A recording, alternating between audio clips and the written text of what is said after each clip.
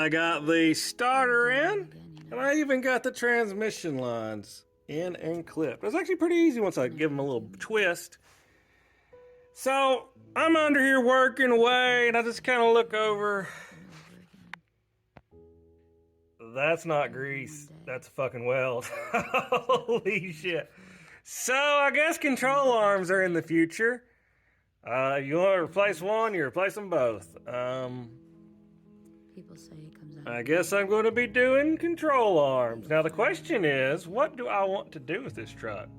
I always laughed at the cliche, Do I want to put a four-wheel drive at the idea that it would crossmember and front end on this? be blindsided in all the best ways. Maybe. And maybe Or this do I means want to drop it to the fucking ground? that you don't feel new to me. I don't know. You feel like But yeah, it definitely needs a control arm for sure. If I do springs, if this thing rides too high, I guess I'll do it then. Jesus Christ. It is a dumpster fire. So, my current thoughts on why this truck is in my hands and not on the road. So, they had a fuel system. They cut it, which I repaired, because the fuel system was clogged. They're going to replace it. Well, I flowed just enough fuel with a new pump to get it running. Well, it had a brand new starter, which this is not this motor, and they probably burned it up trying to get it started. And then gacked the flywheel because they had a buttload of shims in there.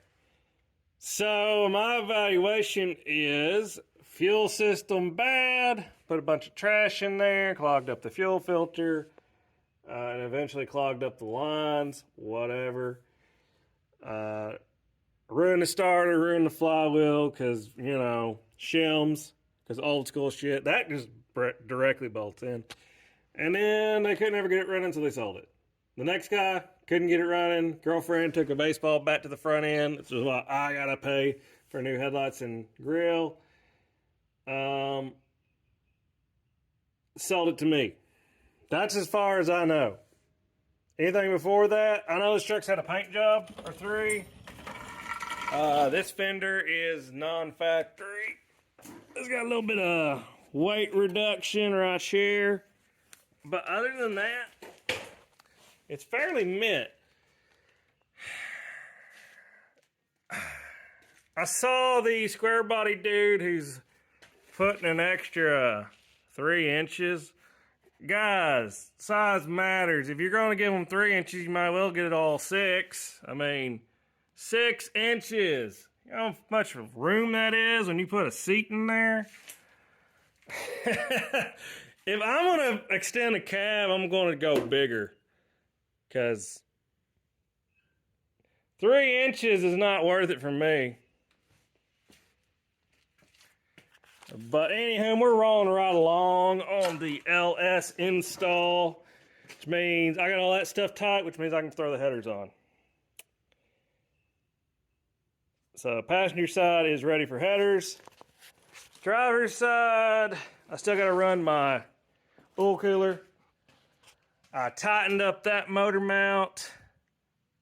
It's all tight on all the 4 bolts. I'm going to go ahead and run the fuel lines before I put headers on it because it's going to be a bear, period.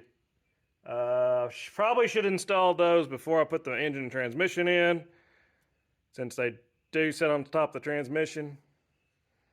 It'll be fine. I'll probably straighten them out, but we're going to work on getting that stuff routed. And once we do,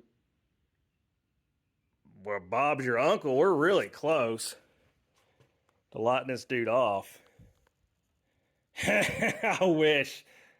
There's some wiring we got to do because I have not even got the fuse box in here yet. I got to do exhaust, at least up to the cats, and maybe weld up a crossover. Still need to do oil. Oil setting up there, waiting on me to get everything else installed.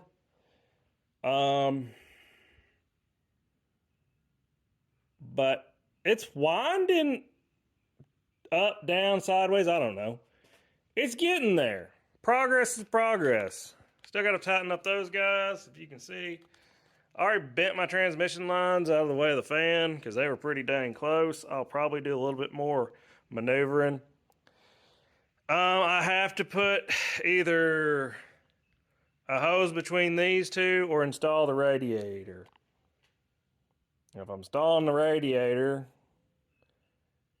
I'll have to run a line between those two. I wonder if that'll just hook up to that steering gear. That would sure save me a lot of headache.